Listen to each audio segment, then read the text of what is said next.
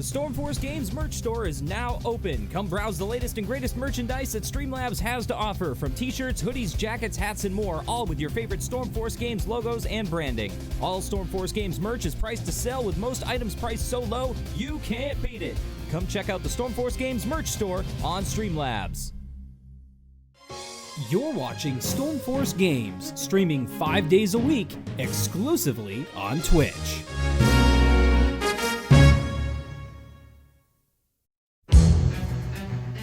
Next on Stormforce Games, it's Farming Simulator 22. Stormforce Games starts right now.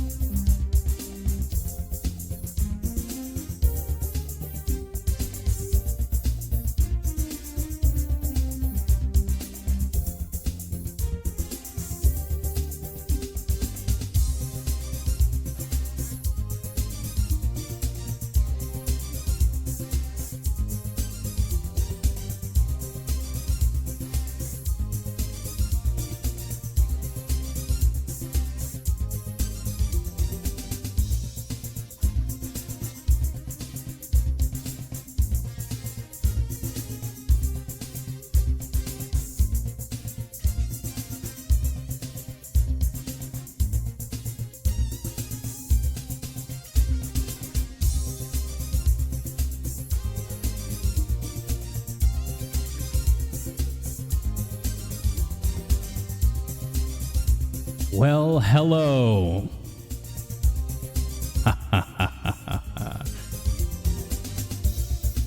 Good evening, everyone. It's 8:01 p.m. on the 14th of October, 2022. Welcome to the show, everyone. I'm TV Guy J. This is Stormforce Games. That never works. The music's breaking. Everything's messed up. But we're streaming tonight, and we're playing Farming Sim 22, at least to start. We may play something else later on. I don't know. It's Friday night, so we'll see if we can do maybe another 3-hour stream tonight. Who knows? I just got home from work. I got home from work late, so I kind of rushed to put everything together and stream tonight. So we'll see what happens. Things are going to be messy, but hey, we'll see how it goes, you know? So, there it is, Farming Sim 22.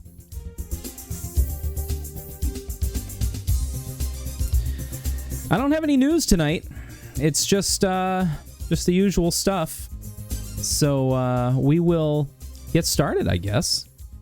I don't have any big plans this weekend. Hopefully, we'll see what happens. I don't know what's going to happen this weekend. I don't know if we have plans or not. I guess I'll find out later. Just making sure everything is where it needs to be before we begin.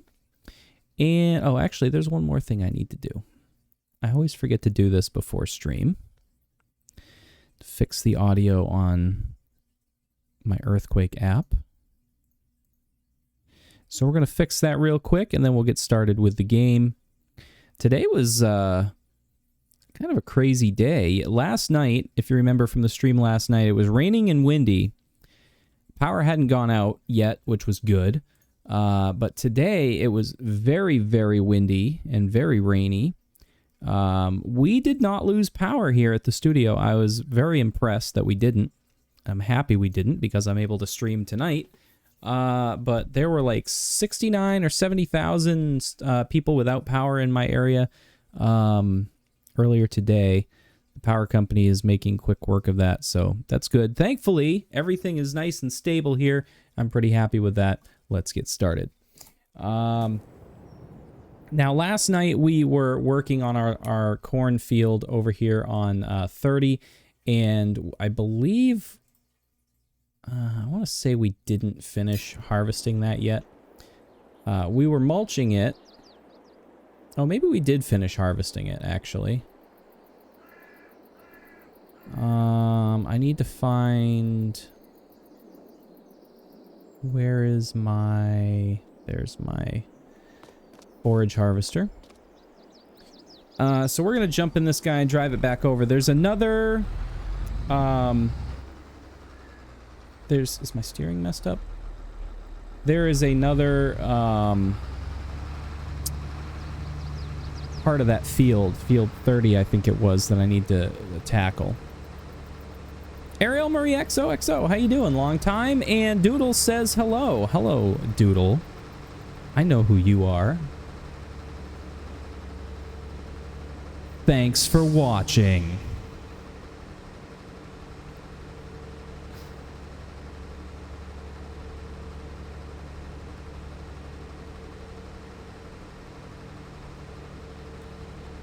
We're just going to truck our way right over there and see what kind of trouble we can get into.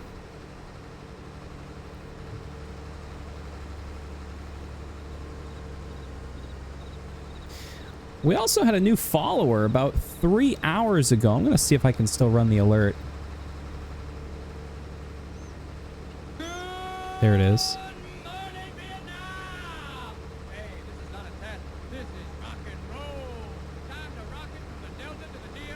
Thank you very much for that follow. I do appreciate that. I know who you are. Thanks for finally... thanks for finally following the channel. Yeah, we do have a little bit of corn left to chop here, so we're going to chop, chop, chop. Just truck on over. Yeah, exactly. We're going to truck right on over there, bub. And we're going to chew up all this corn, turn it into corn silage, put it away, and let our cows eat it later when we get cows. We don't have cows yet. It is corn.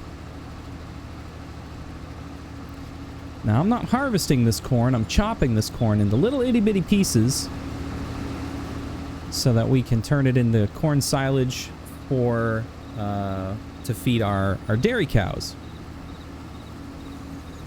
And if you haven't smelled fresh silage on a real farm, there's no better smell in the world.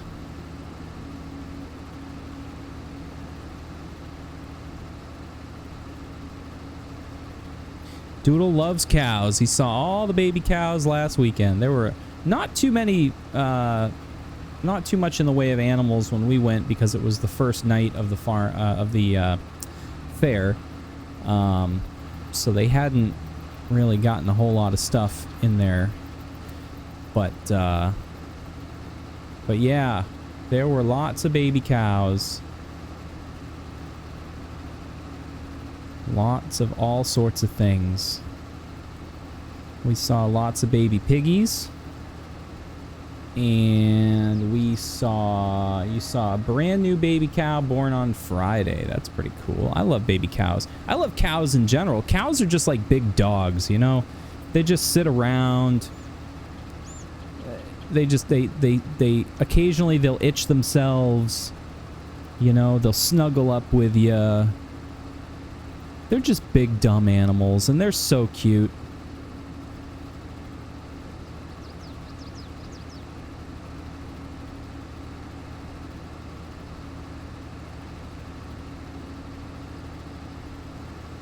And they taste great.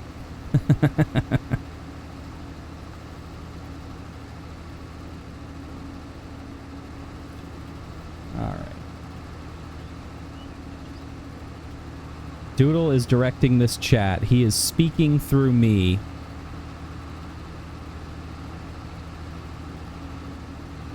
That sounds about right.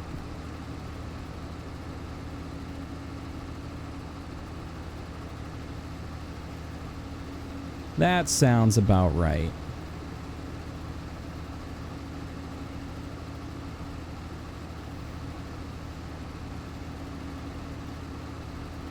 What am I doing here? I need to...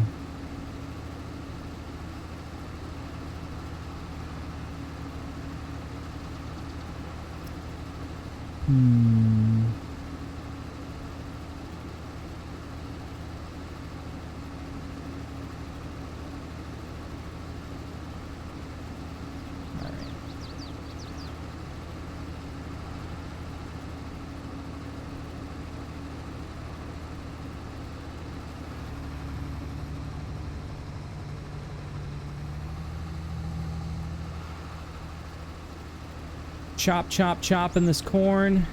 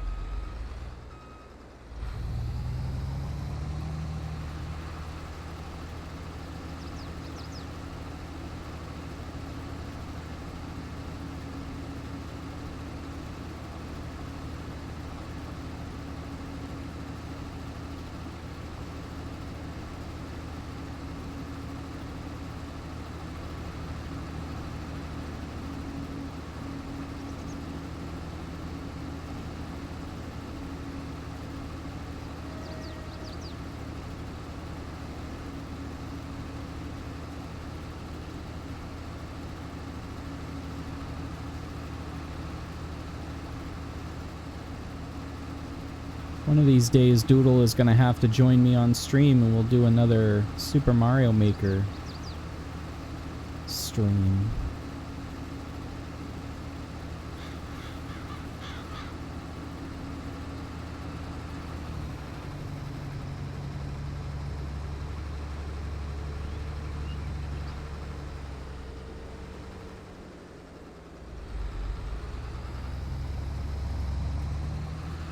He wants to play Rocket League.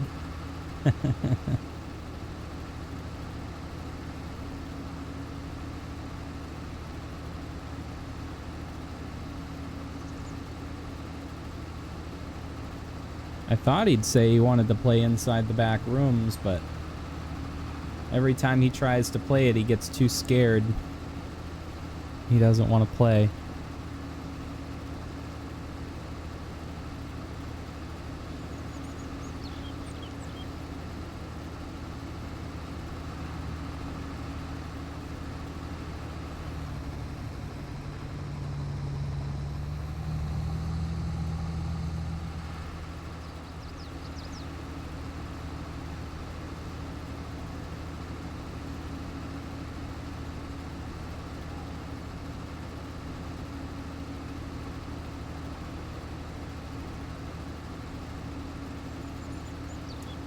Hey, race worker. No, I stopped playing right when I ended stream, which was basically right when you left yesterday.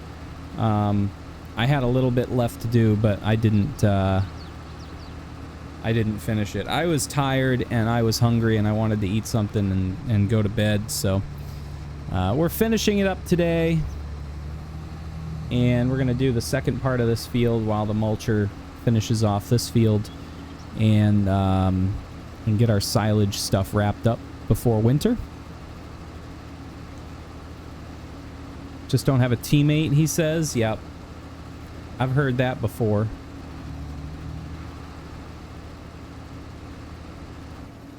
All right, we're all full. We're gonna take this over to the bunker.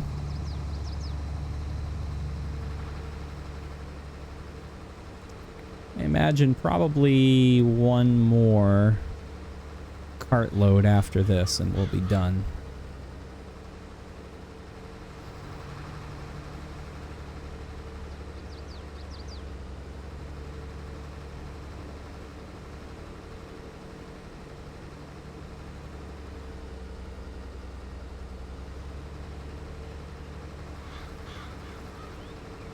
Only 6 followers away from our 430 follower goal. And we ended up getting one more new follower today. So that's pretty awesome. Very excited about that. Gonna start getting him ready for bed. All right, have a good evening. Thanks for letting him drop in. Always good to see you. And we will catch you guys later. Hopefully sometime tomorrow, I would imagine.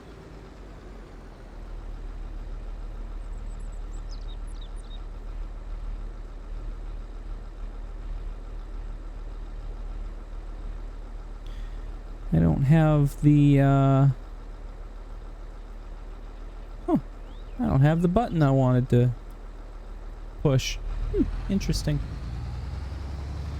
Alright, let's get this thing dumped and get back there. That silage bunker is filling up fast. Filling up fast. What do I weigh full? You know, that's a good question. Let's drive this over the scale house and see.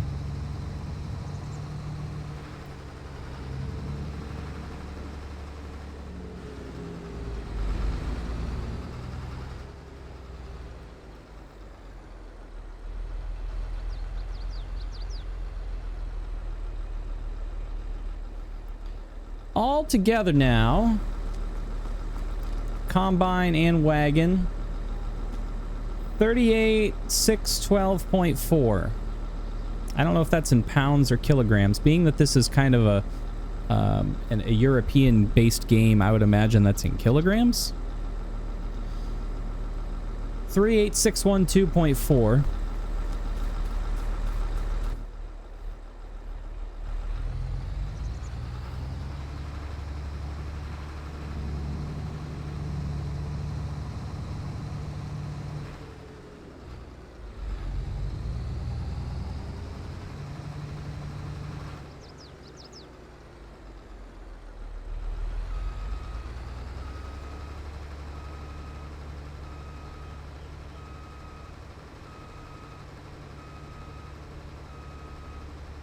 That'll buff right out, yeah. Ooh, ooh, what? How about that?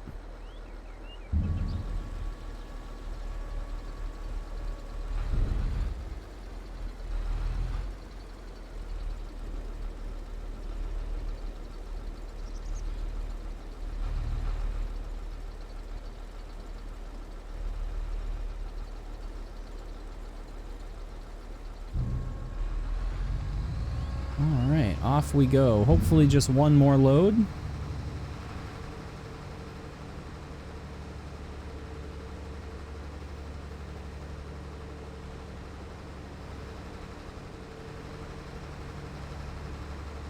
Oh man, the graphics are just wigging out on this map.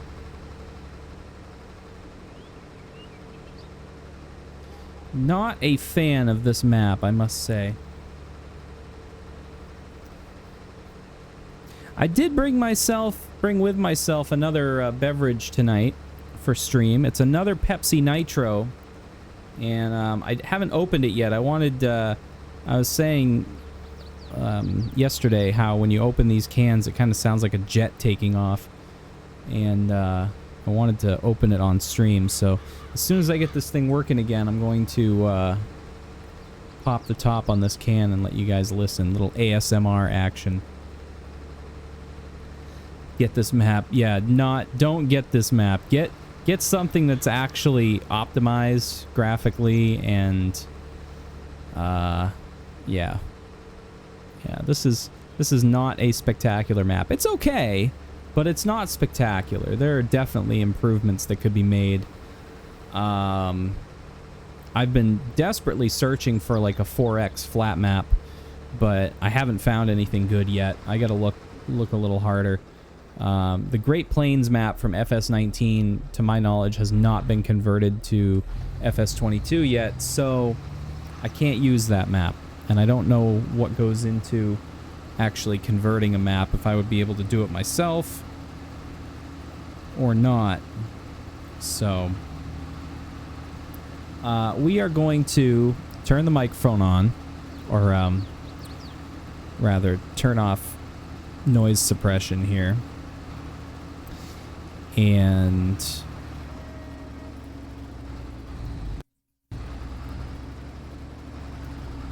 there we go. So now I'm going to open this can of Pepsi Nitro here, and you guys can listen to it. Hopefully it sounds good.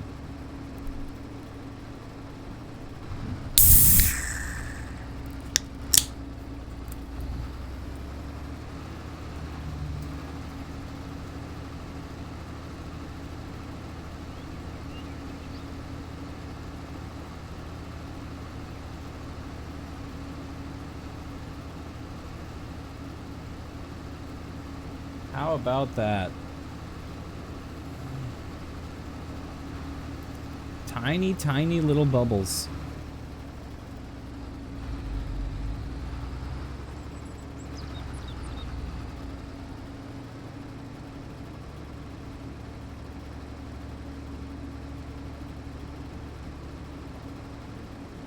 Very cool.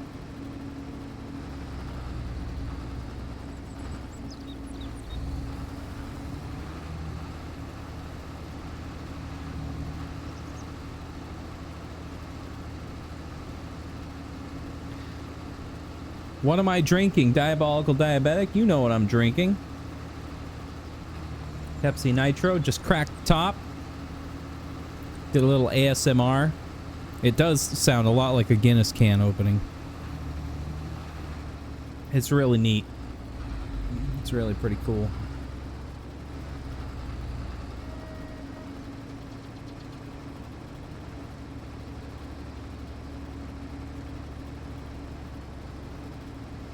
I just wish that it was actually carbonated.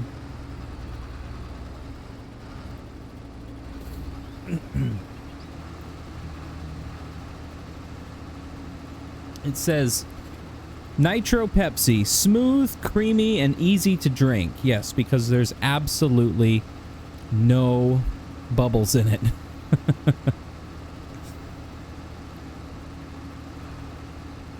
What would you say if I applied sooner for patrol positions? It's your life. It's your life. I'll leave it at that.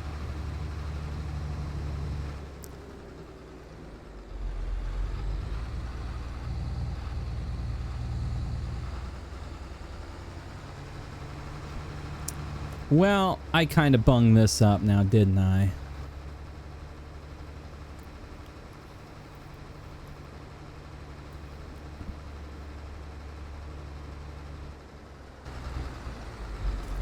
I am stuck.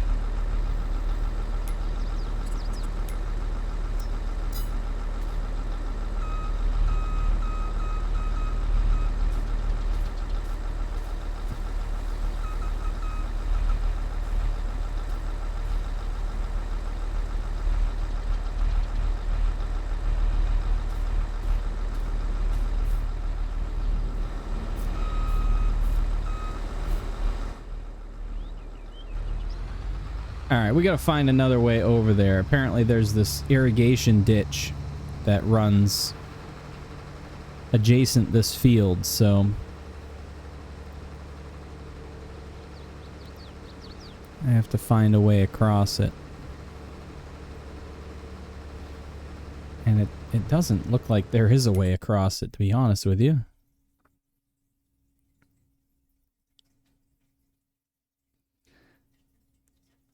Yeah, that's foolish. That is absolutely foolish. I'd have to drive all the way back to the home farm and cross over and drive through a bunch of different fields to get across that thing. So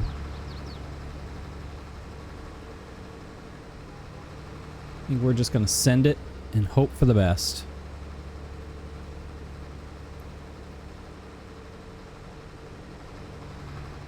There we go. Brute force will get you there.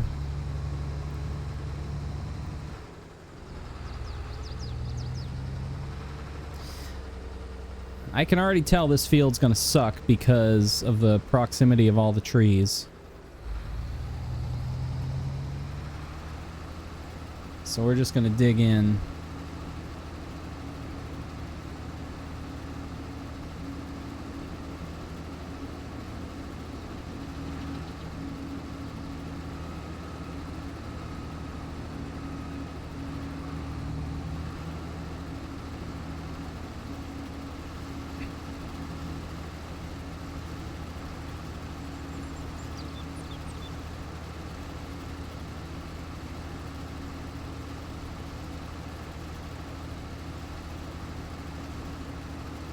All these trees make it very difficult to keep an eye on this thing.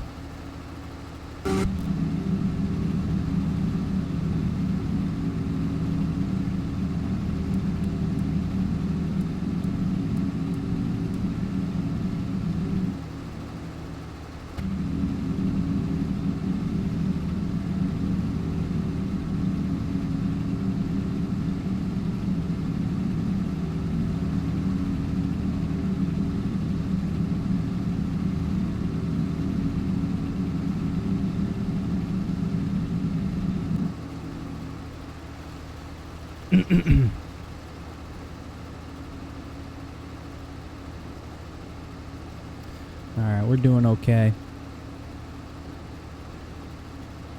Yeah. Yeah, I don't know. It's, like I said, this map was not very well designed. There's a lot of obstacles in a lot of places that probably shouldn't be there.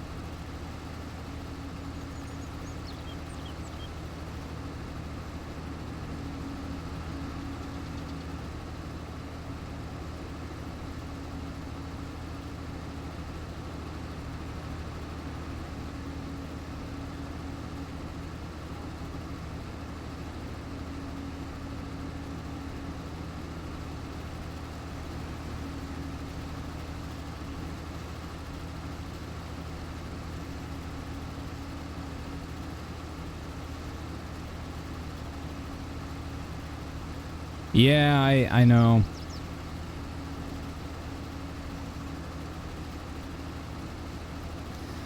I'm not looking forward to it.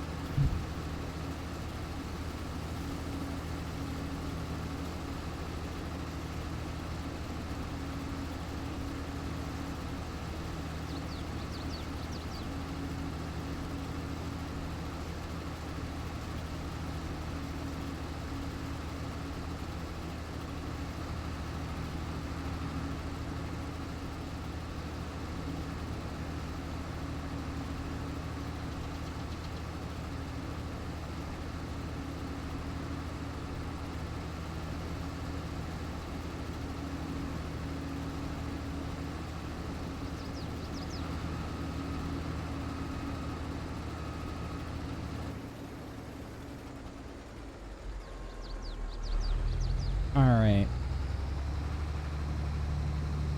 I think I can just stay on this side of the drainage ditch now. I'll just have to drive through a bunch of fields. It's a pain in the ass, but it'll work, I guess. Look at how close the edge of the field is to those trees. That's why I took a lot of trees out on this map. Another reason I don't like this map is because I had to do a lot of tree removal just to be able to farm my fields, because the edges of the fields literally go right up to the base of the trees, and in some cases the trees are in the fields. On top of that, the way the fields are laid out is just kind of messy. Not every field has an individual number. Some of the fields are unnumbered. It just was very messy. There was a lot of fencing I had to remove to be able to properly handle my fields. Because it was too cramped to get equipment in there to turn around and stuff. Yeah. I'm definitely in search of a better map, but until I find one, this one will have to do.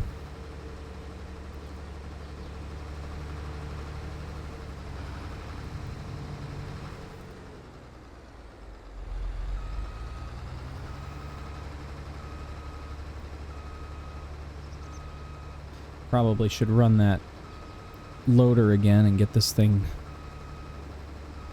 fixed up.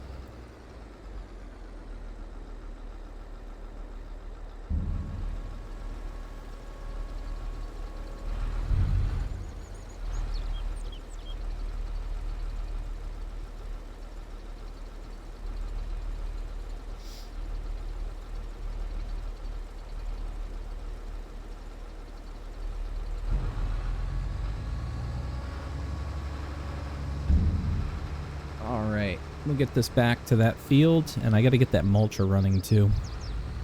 I almost forget.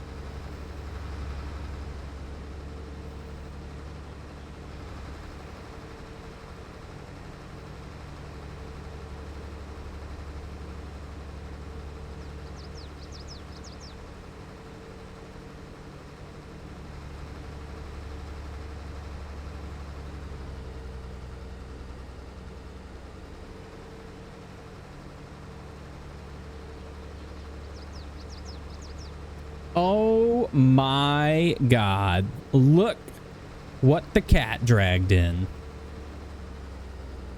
Cocktails and consoles in the house. How you doing?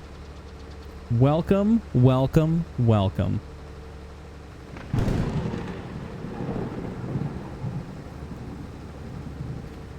Just what in the world have you been up to lately? I dropped into one of your streams just recently. You were playing Phoenix Wright, I believe, which is one of my favorite games to watch people play.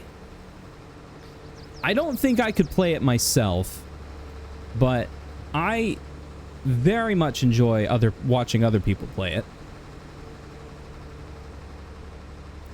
I am messing up things right now.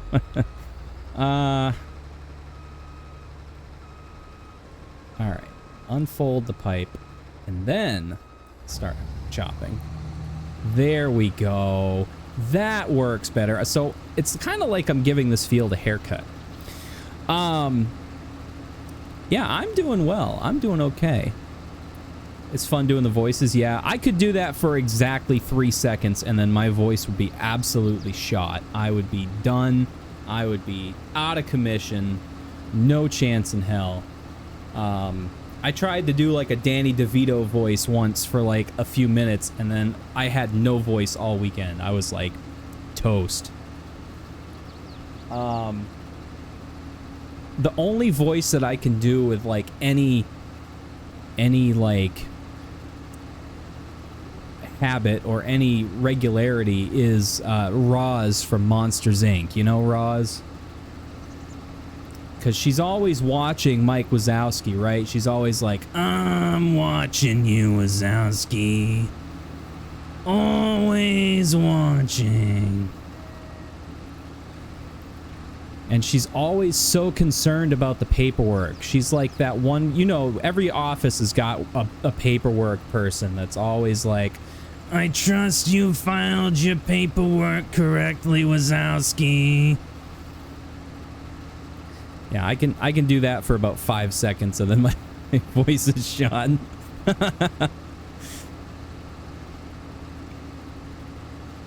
Thank you very much. I worked for about 5 seconds doing that voice. The TPS reports. Yeah, exactly. Every office has one of those people. when I worked in TV, our station had the guy, you know, he was always like super by the book, had absolutely no personality whatsoever. You know, he had the personality of like a filing cabinet, you know what I mean?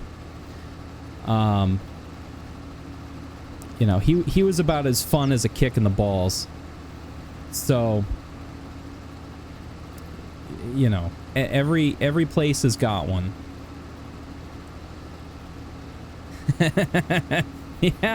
Yeah, go for it. Use that Roz. Let Roz shine. You are you're streaming tonight, I assume. Are you and Sister Cocktails both streaming? And if so, are you playing Phoenix Wright? I imagine you are.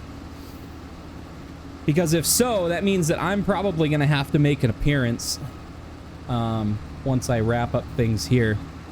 Nice. Super hype. I'm happy. How are things going for you on YouTube over there? You know, I'm sure you've heard, and you know, a lot of people have heard all of the drama going on with Twitch lately. I don't know if you heard about the yeah, I was afraid you'd say that. I don't know if you heard about the recent there was like a thing, there was like a conference call. I don't know exactly what it's called, but it was on Twitter, and they have like this conference call feature now that that I came across. I just happened to stumble across it one night. And one of the like little presentations that was going on was hosted by a slew of former Twitch employees. These were people from like the Justin TV era, like when Twitch was in its infancy, and they were all telling everybody. There was a few thousand people in this like presentation. They were going on about what the culture was like at Twitch, like the workplace culture, and how toxic it was. It was like serious dirty laundry, like not even joking. I tweeted a couple of quotes from what I heard, and I mean, it was bad. Like hearing the things that were said from people that experienced the stuff firsthand, like all I can compare it to is like EA, Activision. There was another one too, I can't remember, but I mean, you know what I'm talking about. Like it was bad to the point where I was a little shocked. And they were saying like how let me see if I can find an excerpt of what I actually tweeted, because I don't want to misquote, but I also like it was bad, like really bad. Let me see if I can go back and find so this is one thing that I had heard. This was direct quote from a former Twitch employee. Twitch leadership does not care about creators. That was something that one of the former Twitch employees said. Another direct quote was from a former employee was, Twitch is a fucking hot mess right now. Like these are former employees, people that listening to them, you could tell that they had a genuine they had a dog in the fight, you know what I mean? They had a genuine sour taste in their mouth about their baby, the thing that they came together and helped create, being turned into this corporate suckhole of just negativity and toxicity.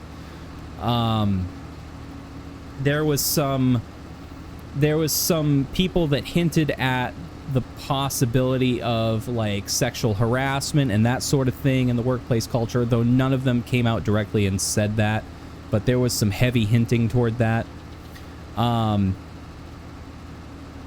But they made a lot of interesting points about how like the 1%ers kind of get it all.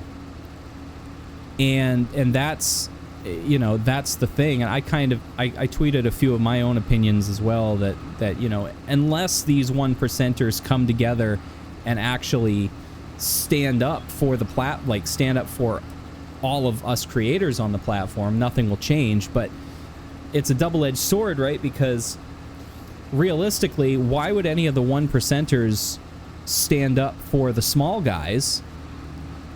Because the small guys are their competition, basically. You know what I mean? So realistically, there's no motivation for, you know, the top 1% streamers to stand up for the little guys, because the top 1%ers have got it made. They're making their money, you know? Pokemon, yeah, exactly. And I mean, I'm not trying to say that every one of the top streamers on Twitch is a bad person. You know, they all have their brands, and they all got popular in their own ways. Some creators, I think, deserve what they have. But I don't think that's the case with everybody. I don't think they all deserve it. I think some of them didn't work as hard as others. Maranth. It's dusty in here. But yeah, that's the thing. Like, when the rules are selectively applied, I mean, I'm sure you heard of the streamer recently that was, shall we say, having relations live on stream. And I think they walked away with like a 3-day ban. It was a 3-day or 7-day ban, something like that. Yeah. And, you know, if I were to do something like that, you'd never hear from me again. Twitch would send the Black Ops out, and I'd be done. You know, like, but whoever this person was, and it's funny because I've never heard of this person before, but they only walked away with a 3 or 5 day, 7-day ban, something like that. It wasn't a permaban. But if I were to take my shirt off on stream, I would probably get permabanned. Race worker. Oh, we're just talking about Twitch. There was a recent presentation by a group of former Twitch employees that kind of came out and blew the whistle on a lot of like bad things going on at Twitch right now. Yeah, the whole Dr. Disrespect thing, I don't think that came up, at least not while I was listening. I listened to this presentation for probably 3 hours. That didn't come up. You know, nobody knows what happened with that. There's a lot of speculation, but what I can tell you is that dude is doing just fine without Twitch. You know, and I think that there's something to be said in that you know, that the fact that he is still doing as well as he is means that you don't need Twitch. But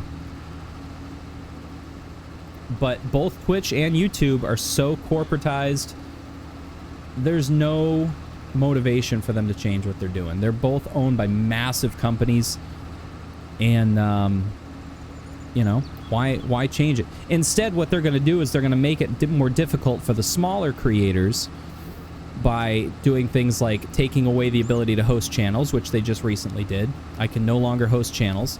They are doing some... Oh, wow. I'm full and I wasn't paying attention. They are doing some things that are, I guess, could be considered positive. But it's all, you know, too little, too late sort of thing. They recently changed the rules for payouts for affiliates and partners. So now affiliates and partners can be paid out at a minimum of $50 instead of $100. Which I think is good, because us small guys, you know, we don't get to 100 that often. So, you know, if somebody donates bits or something, they just sit there. They just sit there and do nothing for months and months until we finally hit that $100 mark. So I think that's good that they changed the payout minimum to 50. But at the same time, they got rid of hosting, which is one of the biggest ways for channels to get exposure. So now you can only raid. And the thing about raids is it's kind of the same thing, except that it's kind of tacky to go into someone's channel like CDogVA or Iron Mouse and raid their channel with like 3 viewers, you know? Like, oh, hey, Stormforce Games is raiding with 3 viewers, yay. And then, like, Neanners will raid Iron Mouse's channel with, like, 8,500 viewers. And I'm like, oh, okay. It's just, yeah, it makes no sense whatsoever. Like, why? It's not like it's hurting them to continue that functionality, you know? So why get rid of it? Especially if it's so widely used. And we know it's widely used because there are analytics on the back end for Twitch to monitor these things, you know? How many people are using... I mean, Christ, we have analytics to monitor how many times our own emotes are being used on different channels. Like, of course they have analytics to monitor how many channels are being hosted. So I think it's just silly. It's childish for them to take away small features like that that actually serve a good purpose. While at the same time throwing us a bone, like saying, oh, well, we'll pay you at $50 now instead of $100. Yeah, exactly. Yeah, and then the payout splits as well. They changed it from 70-30 to 50-50 for partners. Now, that was blown out of proportion a little bit, I think, because... only a certain selection of partners got the 70-30 split. These were like the top 1% of the top 1% streamers. Partnered streamers didn't get the 70-30 by default. That was like a special contract that they had with Twitch. So to me, the 70-30 split thing doesn't really bother me that much. I don't have a dog in that fight, but I can understand that if you were one of those streamers that had that deal, that's a pretty lucrative deal. And for them to take that away, I think is garbage. But at the same time, I don't know the process once you become a partner, you know? If there's a contract that expires every 2 years or every year and you re-up that contract, you know, you just hope that Twitch doesn't change the terms. And if you do, you negotiate it. But yeah, I think it's silly that they're doing that. Obviously, they're a platform that has expenses and they need to mitigate those expenses, and I get that. That's just business 101. But at the same time, if you alienate the people that are bringing you money, are you really improving your business model? You know? Yeah, Raceworker, Twitch sunset the host feature, so you can no longer /host a channel. It's only raids at this point. Only raids. The only thing I can think of as to why they got rid of the hosting has to do with interactions with ads. It's possible, and I know that Twitch is pushing ads like crazy. They sent an email out to all of their affiliates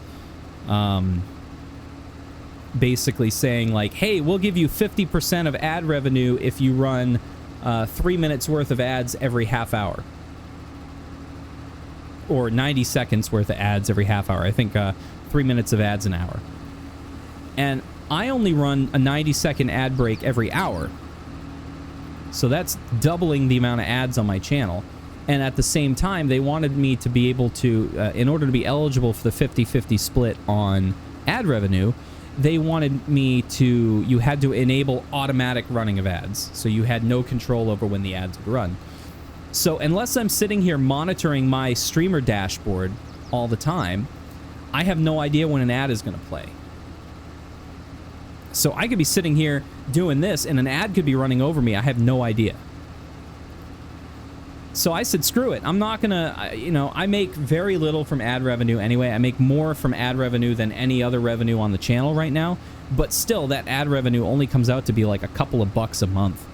So I said, fuck it. I'm not gonna run ads on my channel automatically. I'll choose when I run my ad breaks. That way I can transition into them, I can come out of them, and it's seamless, or at least as seamless as it can be. I added some new functions and some features for people while ads are running. Obviously, if you're subbed to the channel, you won't see the ads. So I added a clip show during my Be Right Back screen so that people who aren't seeing the ads have something to look at.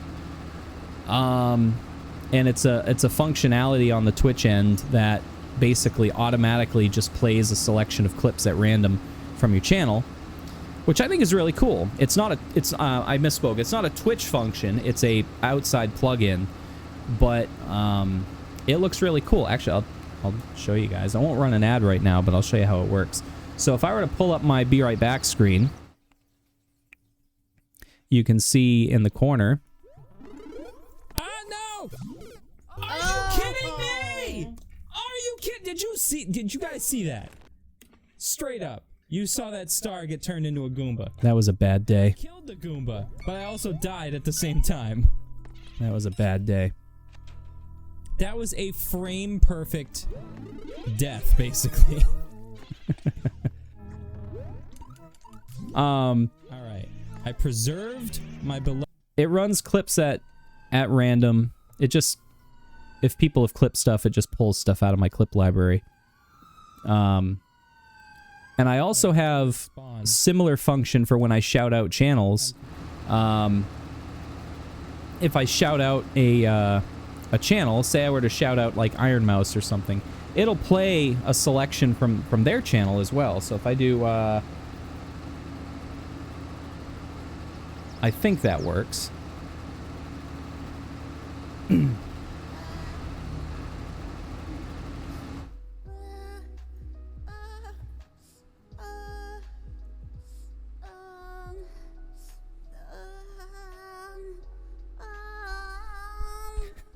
I have no idea what she's doing.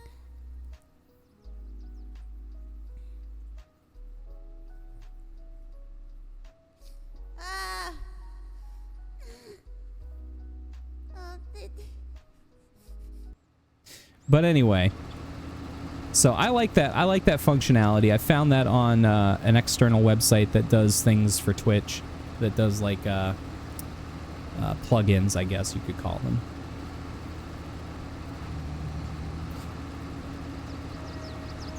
Yeah, VTubing is... the thought has crossed my mind. Actually, Diabolical Diabetic has a model put together, and she wants to start transitioning from being a flesh tuber to being a VTuber. I've started to really kind of fall in love with the whole aspect of VTubing. I came across Iron Mouse and Yanners and a few others, Project Melody and a few others who do VTubing, and honestly, I just love their personalities. Like, it has nothing to do with the fact that they're a character on screen. It's just I love their personalities. Iron Mouse in particular, because of her backstory. If you're not familiar with Iron Mouse, she has very serious health problems that affect her daily life, and just her story is very moving, very touching. So I absolutely love her. She's fantastic. She has an amazing singing voice, and she's live right now, I think. Project Melody is still on Twitch. She also streams on other sites, we shall say. But yes, she's still on Twitch. Iron Mouse, Yanners, and Project Melody are three of the founding members of VShojo, which is a United States-based VTuber, kind of like a VTuber agency. No, I mean, so this website has the initials CB. And do with that information what you will, but I love her personality too. I don't watch her a lot on CB because obviously, for obvious reasons. I'd rather just watch her on Twitch. But I really like her personality too. I think Melody's pretty freaking awesome. it's just entertaining, you know? It's entertainment, and I have a lot of fun watching it. All right, we're done harvesting. We're done chopping corn. I'm pretty happy with that. I need to keep my mulcher going. But yeah. Yeah, if you haven't watched Iron Mouse, I strongly suggest at least checking out one of her streams, one of her past streams, or just going through her clips and looking at some of the stuff. There's another streamer, CDogVA, who streams from Japan. He lives in Japan. What platform I'm referring to?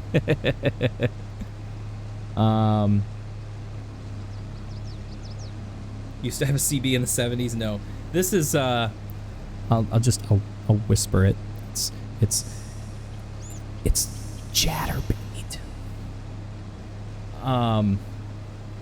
Yeah. So yeah, there you go. There you go. You figured it out. There it is. Yeah, she is. So I guess Project Melody is touted as being the first ever adult virtual streamer, like virtual adult streamer. And obviously a lot of people look at that and they're like, all right, that's it. Dishonor on your whole family. Make a note of this. Dishonor on you, dishonor on your cow. But that's like, it's just because it's not mainstream, you know what I mean? People kind of hate things they don't understand or they disagree with, and I have no issues with it. I think it's respectable. I think she's doing what she's doing and she's great at it. Exactly. These are people that are jealous. It's just, it's basic jealousy. And the fact that I think it's becoming more mainstream now because TwitchCon just ended and Project Melody was a featured player at TwitchCon, and she was actually there in person as well, though she was there in disguise, let's just say. She didn't make it known that she was there physically, but she was also there virtually and being able to sign autographs virtually by way of a mechanical pen machine. But it was interesting because NBC News actually did a story on her.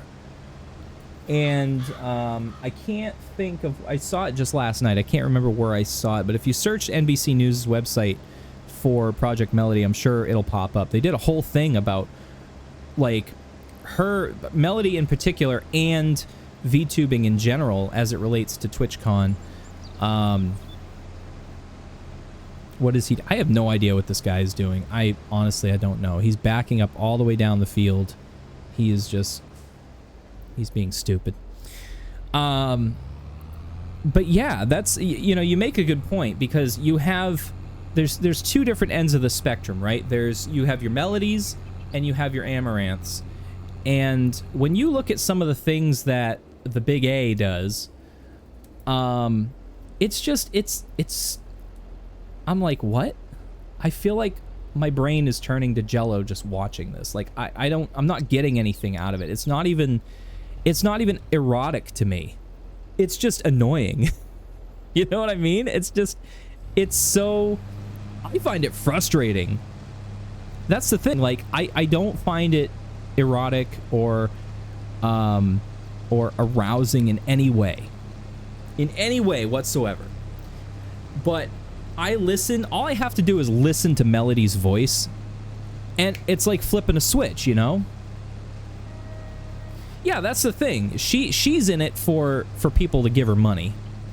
I think Melody is in it. I can't speak for her, obviously, but I think she's in it to actually entertain people, like actually have a functioning community with people.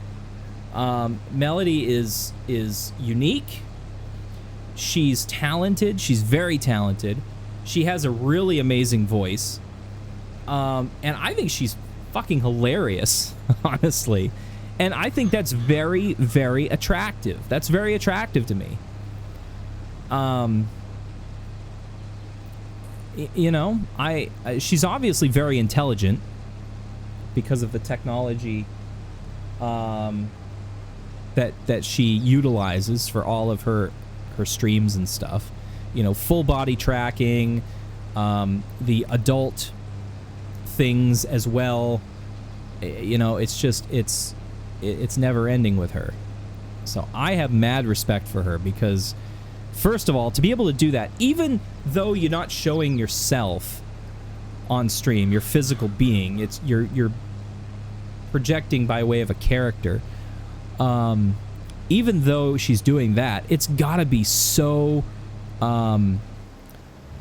intimidating to do that. And I can't even imagine just doing that, you know? Like, I would be terrified. Even though I wouldn't be physically on camera and you wouldn't be able to see me, I would be terrified to do stuff like that. And the fact that she can do it, I think is really, really awesome. You know, and like I said, you have the others too. You have Iron Mouse, you have Neanners, you have Aethel, you have all kinds of people. So I heard a rumor, I don't know who I heard it from. I think I heard it, maybe I heard it from Ice or Officer Dan, one of the two, that they seem to think that she was like a software engineer or something in a previous life, or had some sort of like engineering degree. So I imagine, if that's true, I imagine that it would be pretty easy for her to come up with this stuff.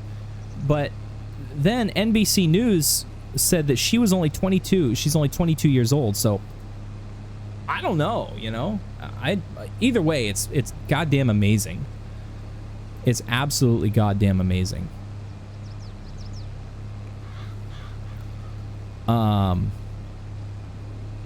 But yeah, I don't know.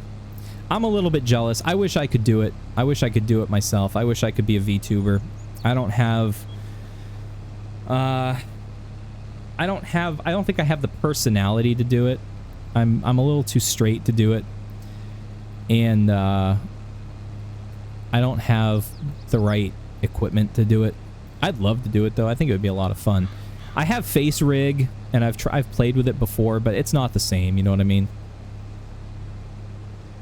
But I have mad respect for them that do it, you know. And I have mad respect for the people that support them as well. I mean, Connor, CDawg VA, raised $316,000 for the Immunodeficiency Fund, which helps support Iron Mouse and her immunodeficiency disease. Connor raised $316,000 fucking dollars riding his bike across Hokkaido, Japan.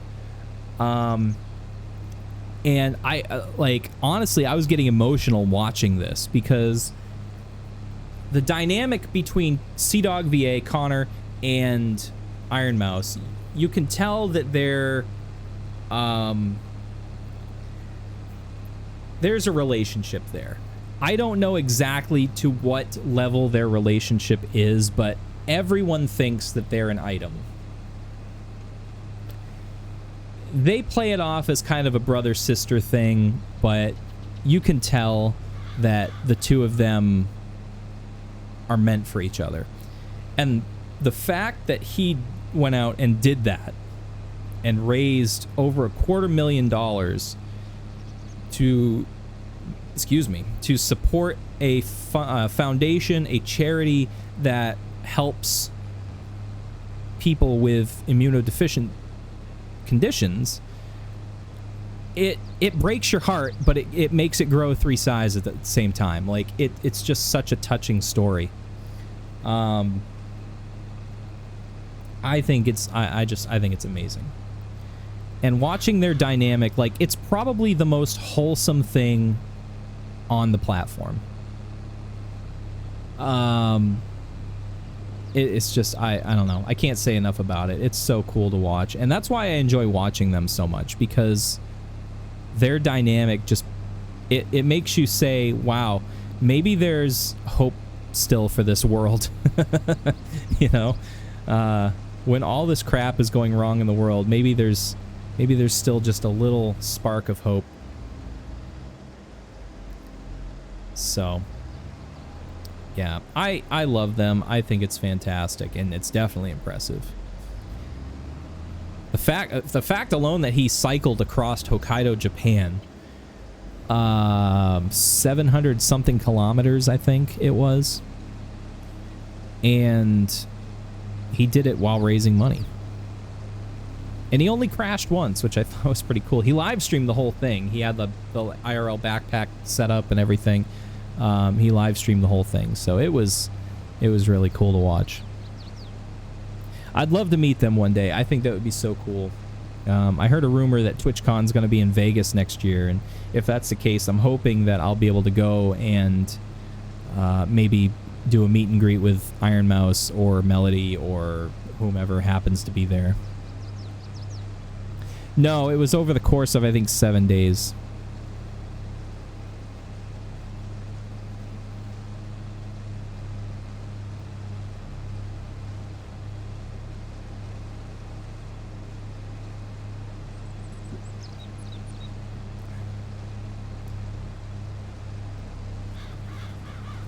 Yeah. Yeah, there's a lot of there used to be a lot of conferences too in Vegas. I know that the National Association of Broadcasters used to hold their national conference there every year. It was really a trade show is what it was. I never got to go to it when I was in broadcasting, but it was always like the biggest thing. Vegas was like it's the place to have conferences and trade shows and stuff like that. Since COVID, I don't know what's gone on with it, but I know the same thing's going on in Japan right now. They finally reopened the country to full tourism. I've been waiting 2 years to go to Japan, and I had to wait for them to reopen the country. So now that it's open, hopefully I can go in the spring. But you know, their economy is in shambles too. I can only imagine that Vegas is having, you know, equally a tough time. You know, having revenue come in from tourism and stuff. Speaking of broadcasting, did you get around to playing Not for Broadcast? No, I haven't yet. I haven't picked it up yet. I would like to at some point. I also want to pick up Mortuary Assistant. I have been playing Inside the Back Rooms, and I also have purchased Forewarned, which is kind of like almost like an Egyptian Phasmophobia. I want to do more horror games. I think I've watched a few streamers play both Inside the Back Rooms, Forewarned, and what was the other one? Yeah, Mortuary Assistant. VTubers like Iron Mouse, Pika Me, they've played them, and I think it's fantastic. Yeah, I think I saw part of one of your streams when you played it. It looks pretty cool. It's just one of those things, like, I have 100,000 games on my computer and trying to find time to play them all. It's stressful. I've had to cut my streaming way back because I get home from work and I'm exhausted now with my my unusual schedule, so I'm trying my best to make it work, but you know, this was my schedule, and I just couldn't stick to it. I was really enjoying doing the morning streams on Wednesdays and Thursdays, but I just can't make that happen regularly. So unfortunately, I'm just relegated to streaming probably just Thursday, Friday, and Saturday nights, or maybe even just Thursday and Friday. Mel, I'm curious, did you have you heard about this news, and if so, how did you feel about it? The passing of Angela Lansbury was a big deal a couple days ago. I was shocked when I heard that news. I wasn't, I don't think I was prepared for that. She's almost as beloved as Betty White, you know? Yeah, Angela Lansbury passed away, I think, 3 days ago now in Los Angeles. I don't think cause of death was revealed yet, but she was 96 years old, so you know, she got her money's worth. Yeah, it's pretty upsetting because, you know, obviously she had Murder, She Wrote, and obviously she was also Mrs. Potts from Beauty and the Beast, like probably one of her most iconic roles, other than, you know, the Murder, She Wrote series. And then I found out today that the actor that played Hagrid in Harry Potter passed away. Passed away today.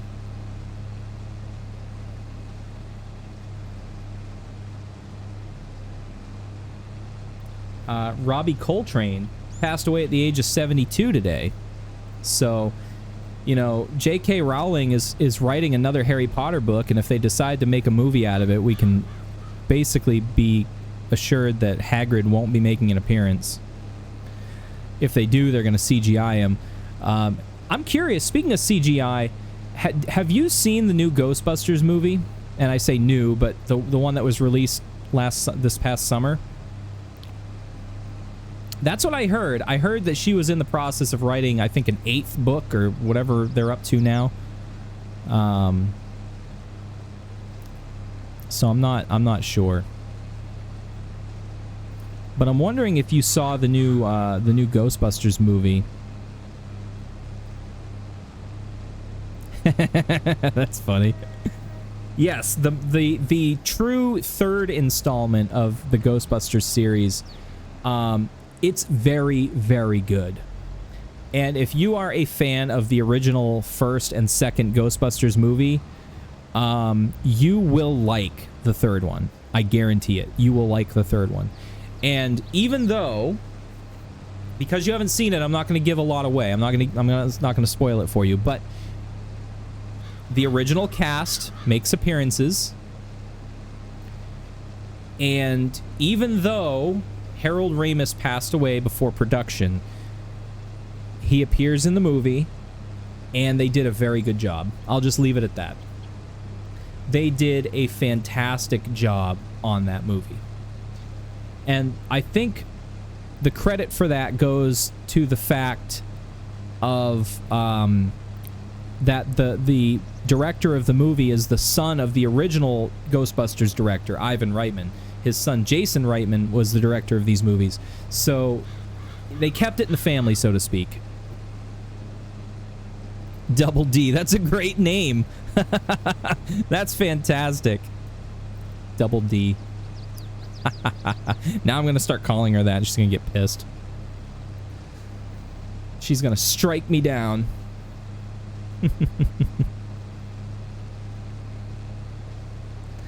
Yeah, diabolical diabetics at work tonight. It's true, you do. You do. You wear them well.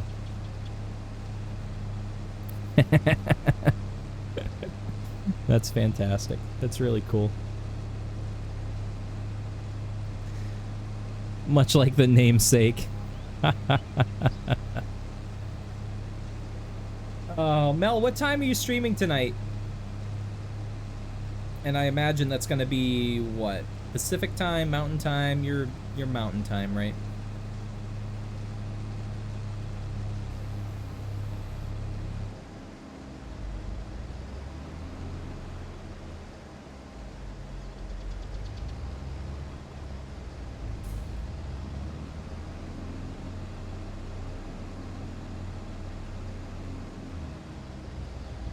$7 p.m. Pacific, so that's 8, 9, 10. So about 45 minutes from now. Cool.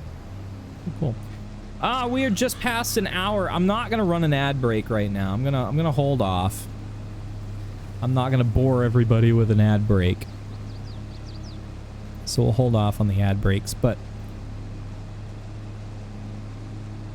see, this is the shit I need to be in VTuber in order to stay alive and not get fired. It is kind of cool. Like, you could probably get away with a little bit more being a VTuber because people don't know who you really are.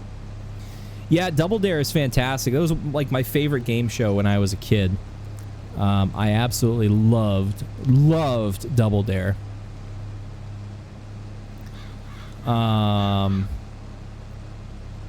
Mark Summers is probably like one of my favorite people in the whole wide world. Diabolical Diabetic, back to work. Thanks for jumping in, saying hi.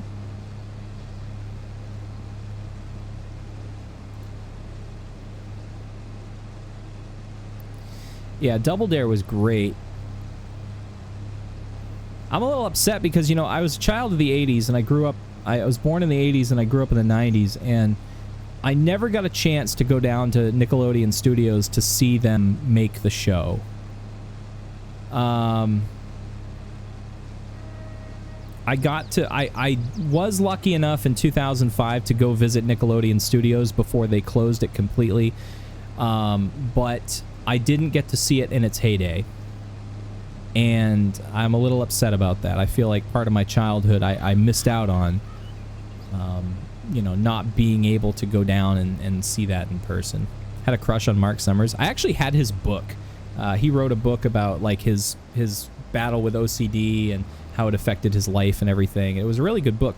I don't know whatever happened to it. I lost it in one of the many moves that I made, but I remember reading about his story and just hearing the struggles that he went through as a host of literally one of the messiest game shows in television history and having OCD.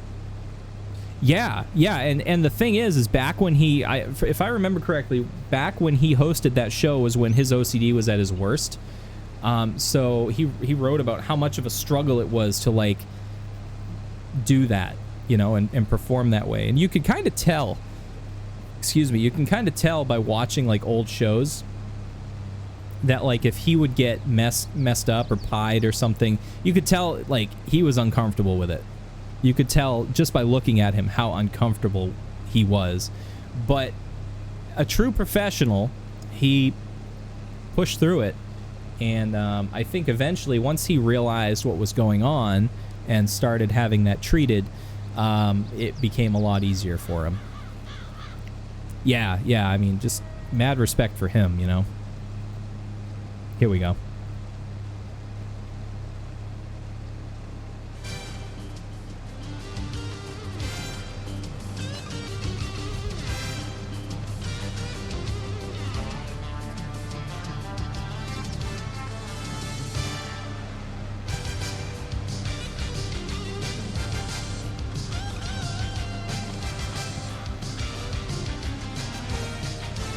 Were the Angry Beaver statues there? I don't remember. I know the Slime Geyser was there when I went. But the next year when I went, it was gone. They had torn it down. And they had repainted the building, too.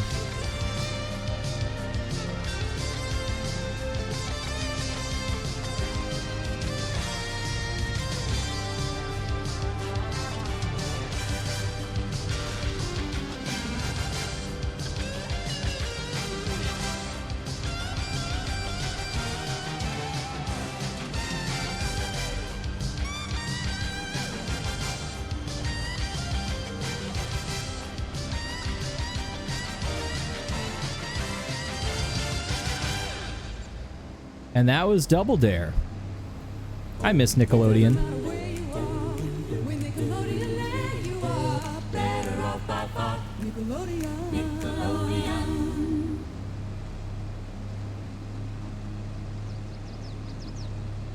I have so much from Nickelodeon.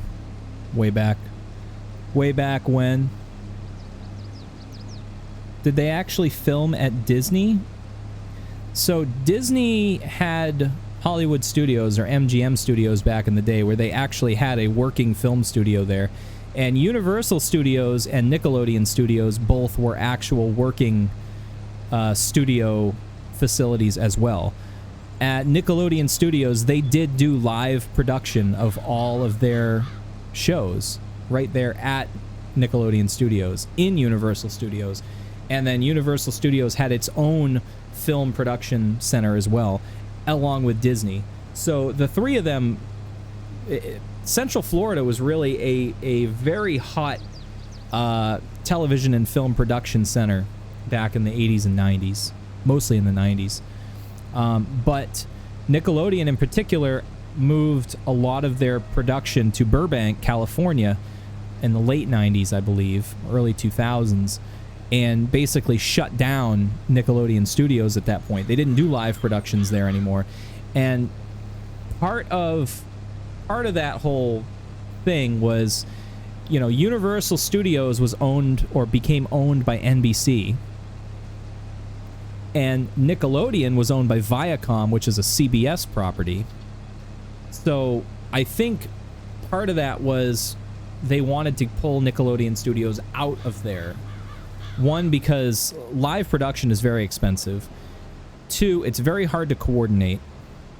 And three, they had that political thing of a CBS IP being in a property owned by NBC, so...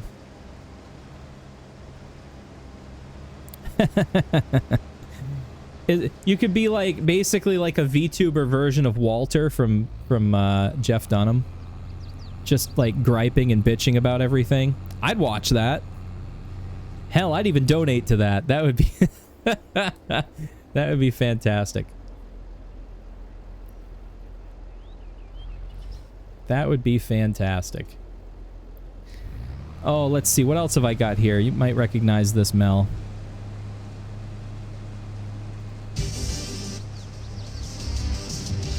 This is the obstacle course theme. They started at 60 seconds, and they counted down.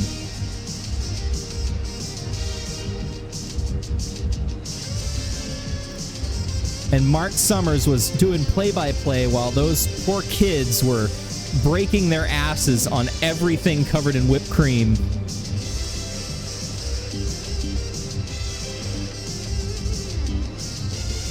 All right, we're down to 30 seconds now. They got to find the flag.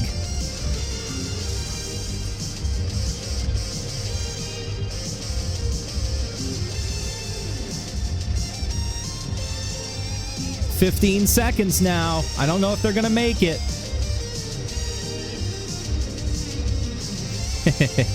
Pick the big nose, yeah. 5 seconds. 4, 3, 2, 1.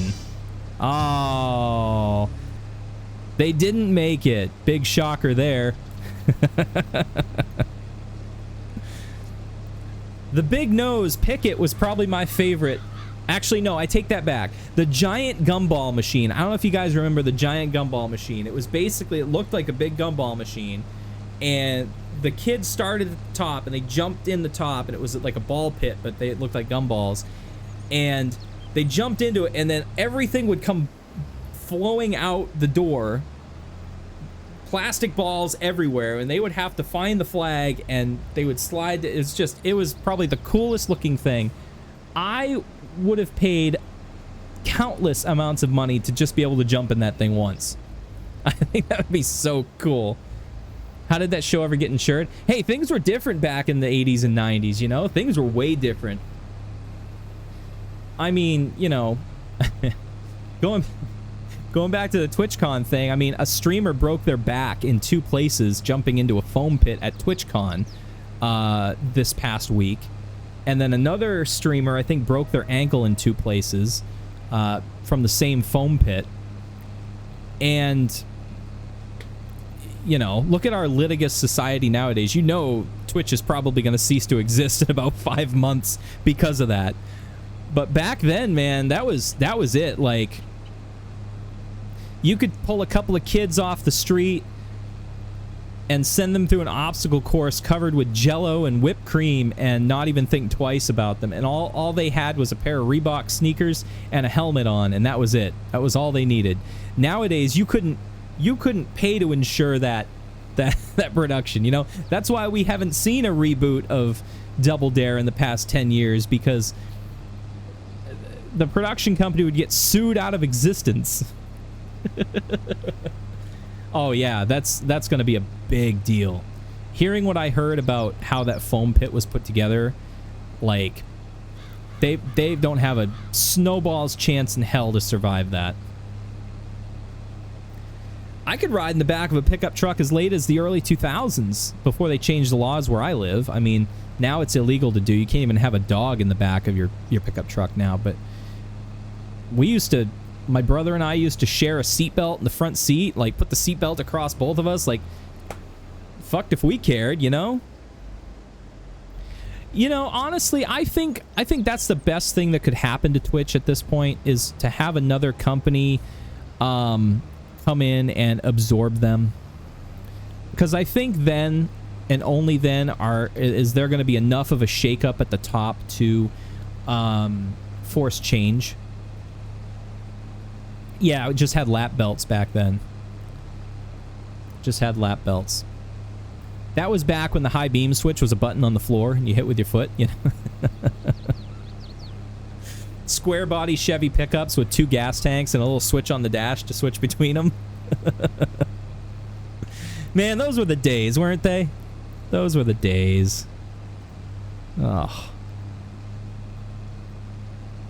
I don't know. I don't know. Those were the days. YouTube needs a serious competitor. Yeah, I mean, without Mixer in the mix anymore, pardon the pun. You know, you're really kind of you're out of options. I mean, what do you do? High beam button always rusted out. Yeah, reminds me of the siren button we used to have on the floor of the fire trucks. And because of where I live, the salt in the winter would corrode the switch, and you'd get in and accidentally step on it, and it would stick down, and the siren would just crank up and keep going and keep going and keep going. It's a great way to scare the shit out of your lieutenant when you were getting in the truck.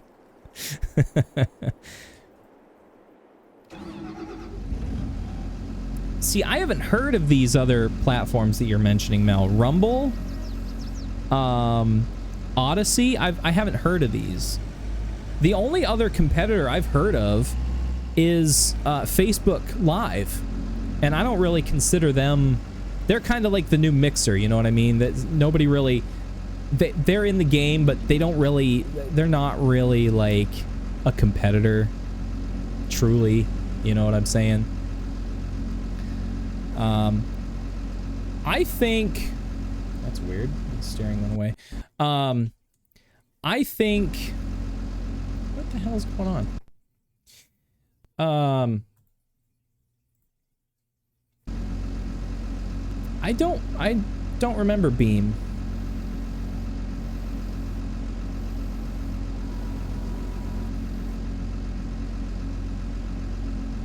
Mixer had the best interface for game streaming and interactivity. You know, I never streamed on Mixer. I was going to at one time, but you know, that was the thing back then. Like, everyone thought Mixer was kind of like the, you know, it was typical of anything Microsoft does. It was kind of like, haha, okay, Microsoft, we see what you're trying to do. We get it. Yep, you're trying to play the game with the big boys. It's like iPod versus Zune all over again, you know? Come on, baby, get in there.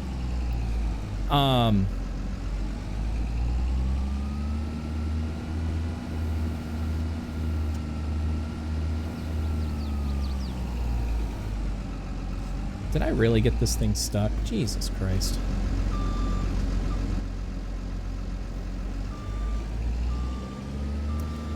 But, you know, obviously I started streaming on YouTube, and it was just so difficult for me to stream on YouTube. I just didn't enjoy it. You know, I certainly did okay on YouTube, but I think they were very tough, particularly with, like, copyright stuff. And obviously I do a lot of, I violate that a lot.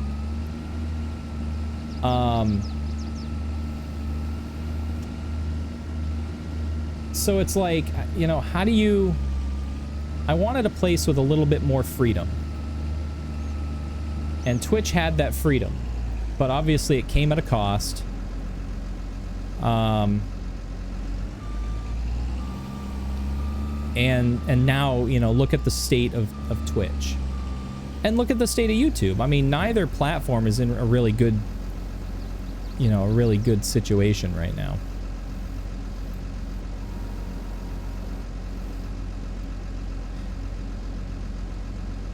Streaming companies don't get the 2.0 of live streaming to make the streamer the game. Mixer allowed donations to affect the game. Twitch allowed donations to react to the streamer. That's what's needed. There are a couple of things on Twitch that allow people to affect the game via plugins. I don't know specifically offhand what they are.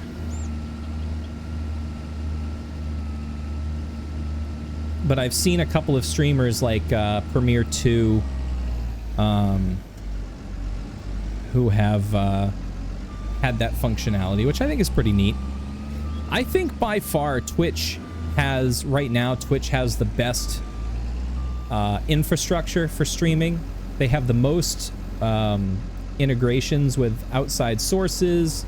They have, I think, the biggest subset of features. And, you know, everything supports them.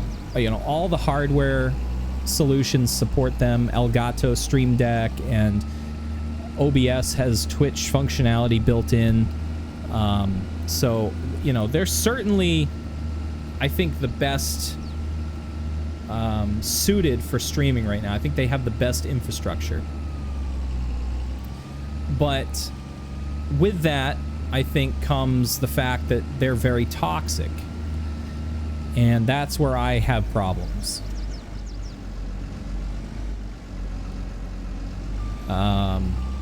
So, you know, it's hard to, you know, I shit talk them, but I'm still streaming on them. So call me the world's biggest hypocrite, but I don't have another place to go right now. I could start streaming on YouTube again, but realistically, that's not going to do me any favors.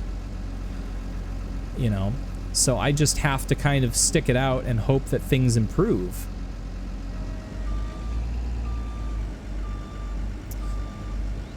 Yeah, I think that's really neat. I think that's a very novel way of getting people involved. You know, increasing community engagement. You know, Jackbox had that as well, and you know, I know Mel, because you play Jackbox a lot. That was pretty awesome. That was one of the best things about, you know, being on Twitch, was that Jackbox had that built-in Twitch integration.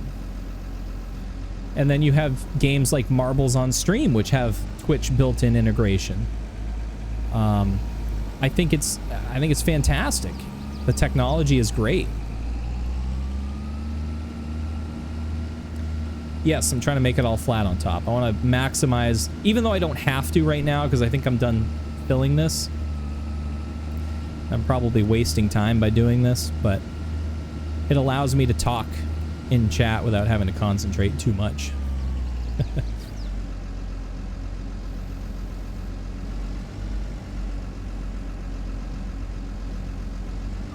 Yeah, it keeps people playing the game, and obviously one of the most important things nowadays is replay value of games, because too many games, I feel, one, are released before they're finished, and two, are so short, the storyline or the point of the game is so short, and once you spent 60 bucks on a game and you finish it in like 40 hours, you're like, well, now what? You know? Super Mario Odyssey was a great example of that. Like, I finished that game fairly rapidly, and then I haven't touched the game since. I haven't touched it, just sits there, and I'm like, why would I replay it? I have no need to replay this game. Buy the game. Yeah, exactly. People don't, game studios now have gotten so used to the fact that everybody has an internet connection, so now all they need is like a few lines of code, and they'll say, well, we'll finish it later. We'll release this game in beta.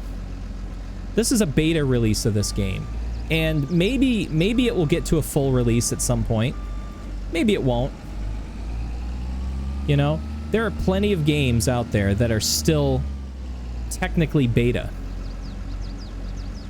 And, I'm just like, why? Why not finish it first? You know? I'm not going to bother to level the rest of that. I don't need to.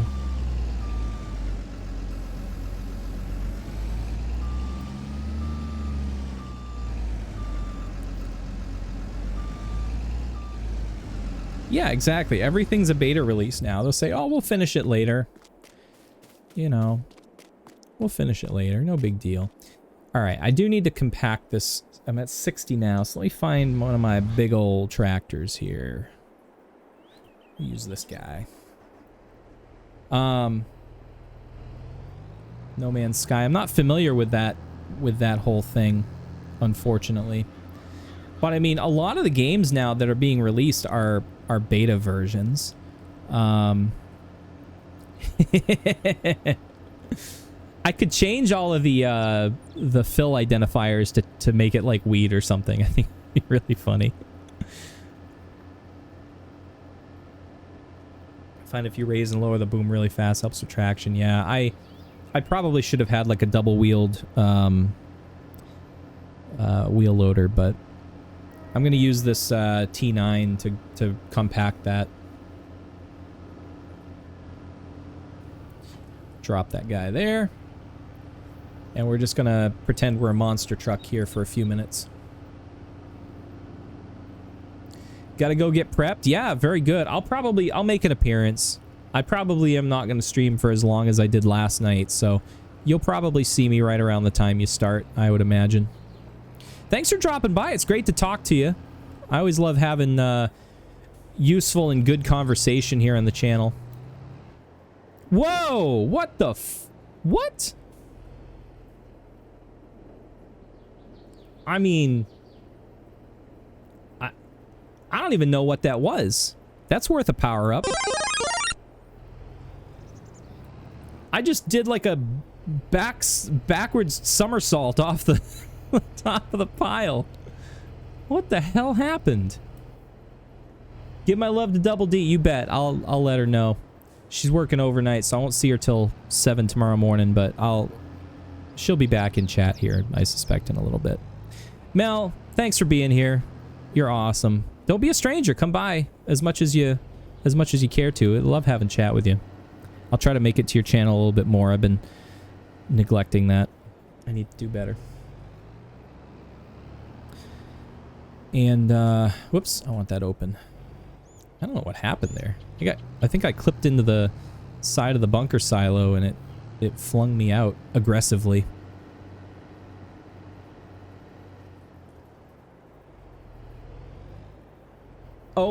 Oh, you can't. Sorry. I gotta give you a permit first before you can post a link, but I can still see it. Hold on a second.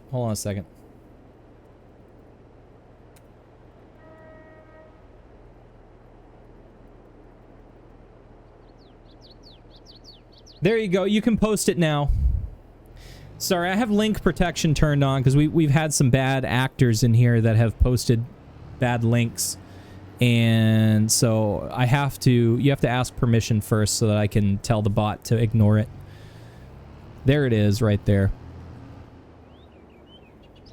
Thank you for clipping that too, by the way. I appreciate that. I love it when people clip stuff from the channel.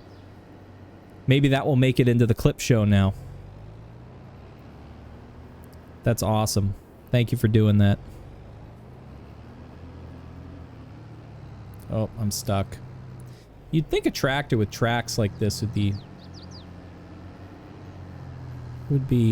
impenetrable to this stuff. Not so much, I guess. We need to keep compacting as much as we can. Which means just driving over it lots and lots until it's 100% compacted. We have 1.7 million liters of chaff in this bunker silo, which is fantastic. It's about half full, maybe 2/3.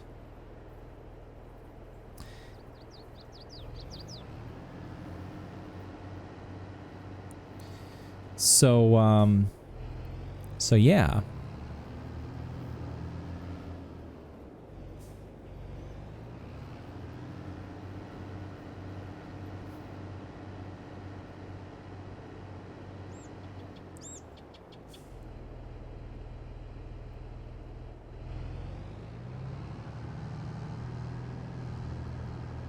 We're at 72%.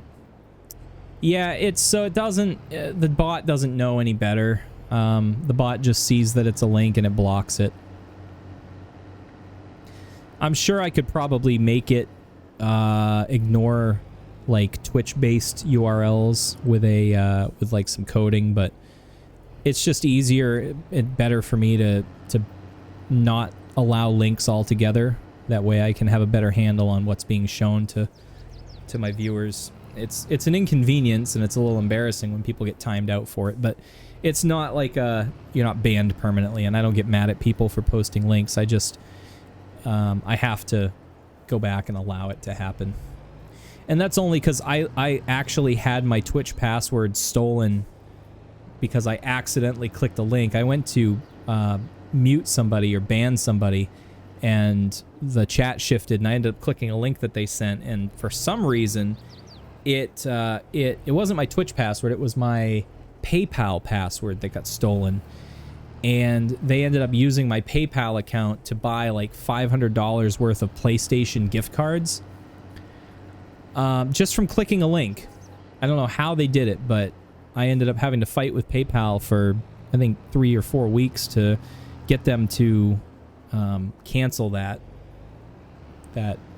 purchase, basically. It was stressful because I could have been out $500 just simply by accidentally clicking a link. So after that, I said no more links on my channel at all unless I personally approve them. Just because I don't want what happened to me to happen to somebody else in my channel. I'd rather be safe. And I think a lot of channels that you go into nowadays, you'll find that they ban links outright just because it's too risky. There's too many bad people out there that you know, are using malicious links for stuff like that. Does it take away from the experience? No, I don't think so.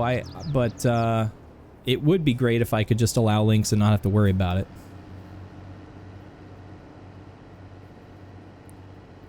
I have to clean up that end. Yeah, I'm gonna leave it. I know it's hanging out of the bunker a little bit, but I'm just gonna leave it.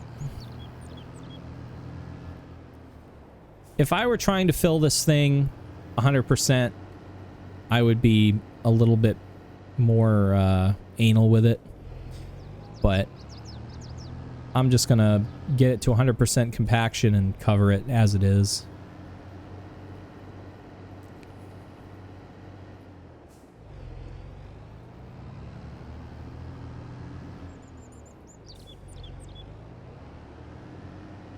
We're close, 89%.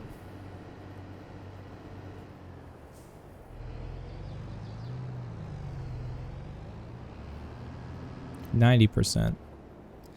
I want to say that there were like implements for making this easier, like weights or something. I can't remember. There was something specific for this.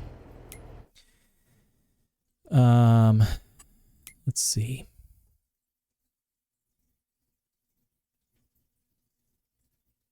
Silo compaction. They actually have these things that compact.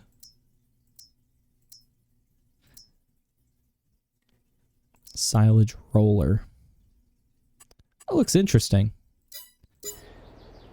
Had I remembered that earlier, I probably could have tried it out, but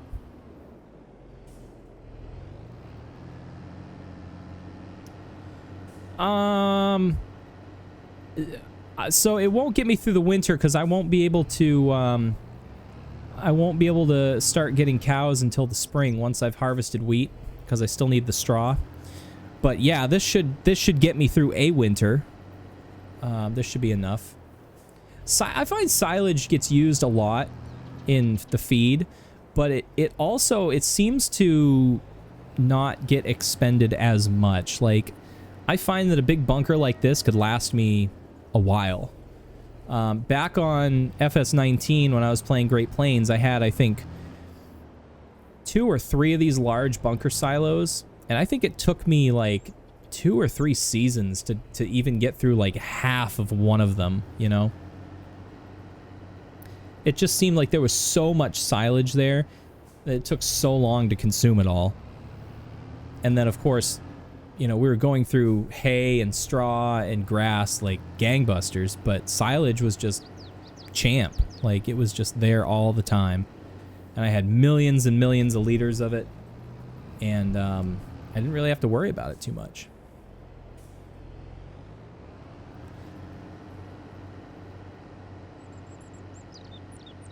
All right, we're at 99% compaction. This should be it. This should be the end of it. 100%. So we're going to drive down off the pile. And we'll go back and throw the cover on it. Bang! All done. Look at that. I could have done better with it, but like I said, it can be quick and dirty. I don't really care. Let's go back to our here's our mulcher. Oh, he got stuck, I guess.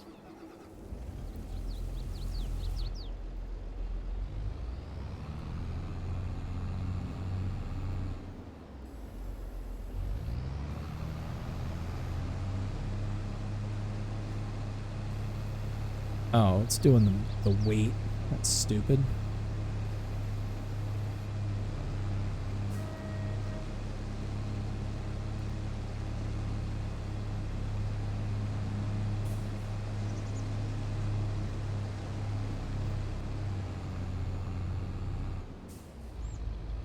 I know, right?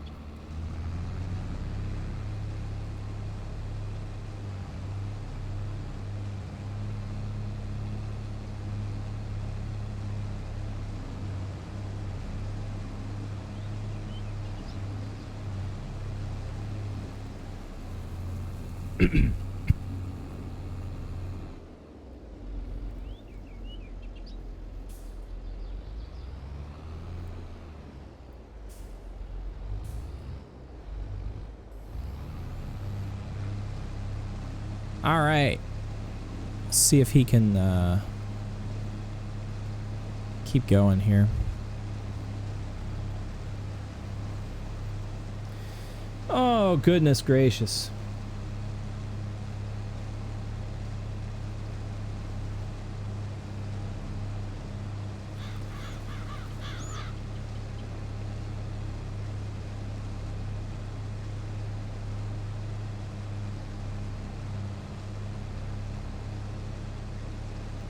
All right, I'm gonna run a quick break. We'll be right back. It'll be like 30 seconds. Don't go away. More to come right after this.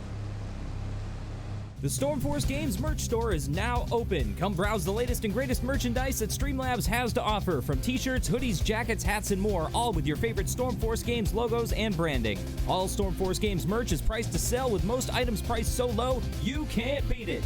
Come check out the Stormforce Games merch store on Streamlabs. Back. We are back. I'm not going to make any money on that ad because I made it myself, but I figured I'd rather promote my own channel instead of promoting something else. I don't get to see the ads that get run on my channel, so I have no idea what they're for. They could be for something like completely unrelated. I have no idea.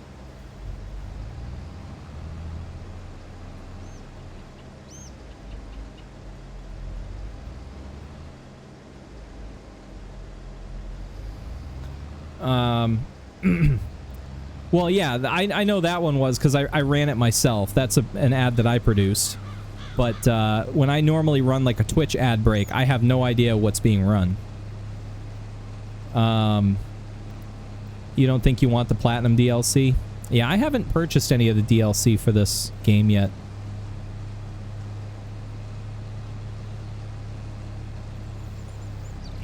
Yeah, the Twitch-based ads, I have no idea what those are.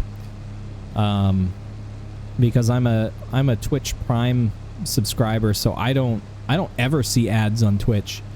I've never seen an ad on Twitch, which is interesting. Because I feel like I'm supposed to, but I haven't, which I think is pretty cool. But all of the channels that I watch on a regular basis, I usually subscribe to anyway, so subscribers to channels don't see ads on those channels, which, again, makes it so I don't see ads, which I think is pretty cool. But I have to pay for that, so.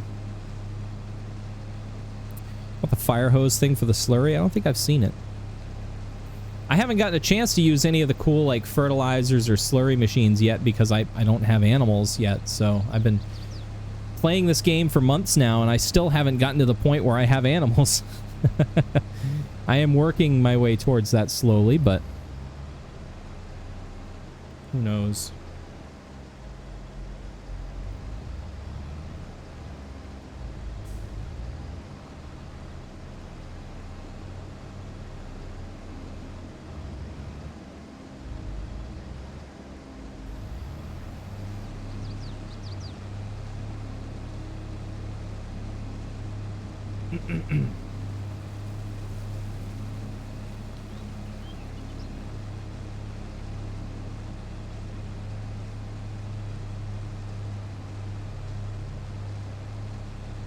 We are coming up on 2 hours for streaming.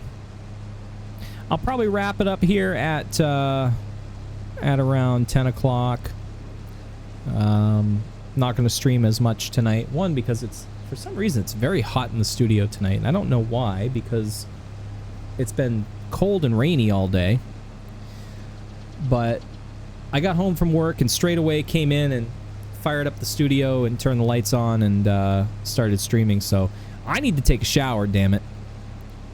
So what I'm probably going to do is recommend that y'all go over to Cocktails and Consoles on YouTube. Watch Mel's stream at 10 o'clock. And I'll be there as well. I'm actually going to post a link to her channel right now. Do I have her channel? There it is. Right there. Cocktails and Consoles. She used to stream on Twitch, but she moved to YouTube. And she will be playing Phoenix Wright tonight with her sister. Sister Cocktails. And they'll be playing that. It's a lot of fun to watch. She's awesome. She's good people. So we'll send everyone over there at around 10 o'clock when I wrap up. And I will probably be streaming tomorrow evening at some point. I have a really itchy nose tonight. I don't know why. I'll be streaming probably tomorrow night at some point. I don't know exactly when because I'll have my son here. But I'm going to attempt to stream probably around the same time, probably around 8 p.m. Eastern. We'll see what's going on. I don't know. I don't know if we have plans tomorrow to do anything or whatever. So weekends are always kind of last minute. They're always TBD, so to speak. So, and I probably, if I do stream tomorrow, it probably won't be Farming Simulator. I may play like Stardew Valley, or maybe we'll play Inside the Back Rooms or something. Who knows? Who knows? Maybe I'll buy Mortuary Assistant and we'll play that. Hard to say.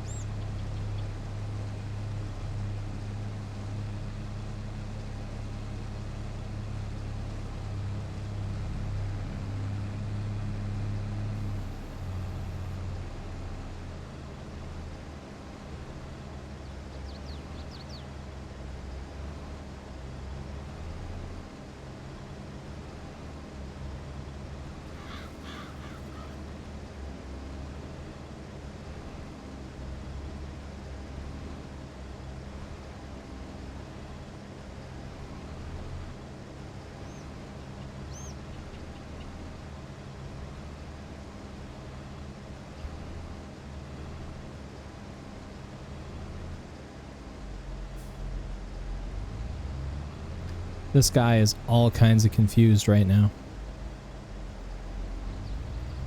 All kinds of confused. He doesn't know which end is up.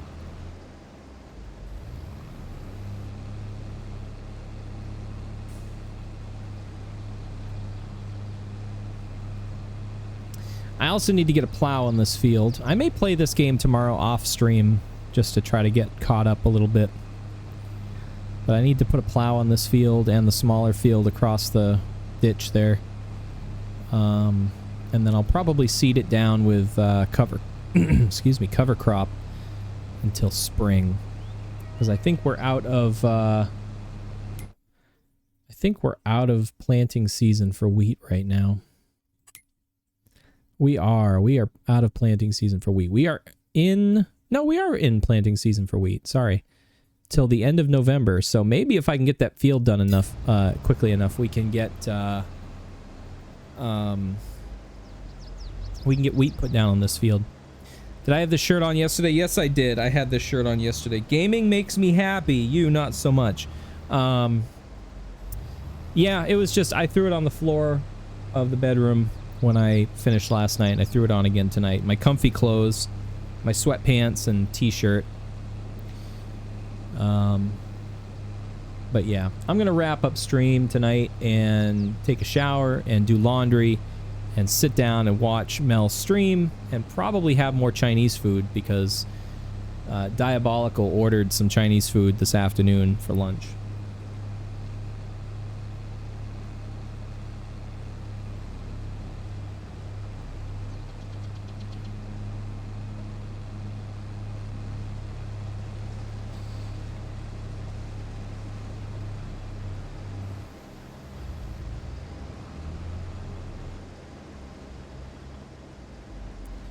All right, I'm gonna stop him right here just because we're getting into dangerous territory there. I am gonna go ahead and wrap things up a little bit early, a few minutes early tonight. Better than frozen dinner, yeah, you know it. So yeah, we'll wrap things up and call it a night. Thanks for everyone that stopped by and hung out. Cocktails and Consoles, thank you so much. If you guys want to show your support, go and see Mel on her channel on YouTube, Cocktails and Consoles, right there. She's playing Phoenix Wright with her sister tonight on stream. She does voices and everything, so it's going to be a lot of entertaining, fun stuff. She usually streams for a few hours, so it'll be a good time. Let her know I sent you. Use that hashtag StormRaid, and we will see you all again probably, I'm diving for my buttons here. Probably tomorrow evening around the same time, I would imagine. So stay tuned, and we'll see you tomorrow. Thanks for watching, everyone. Bye-bye.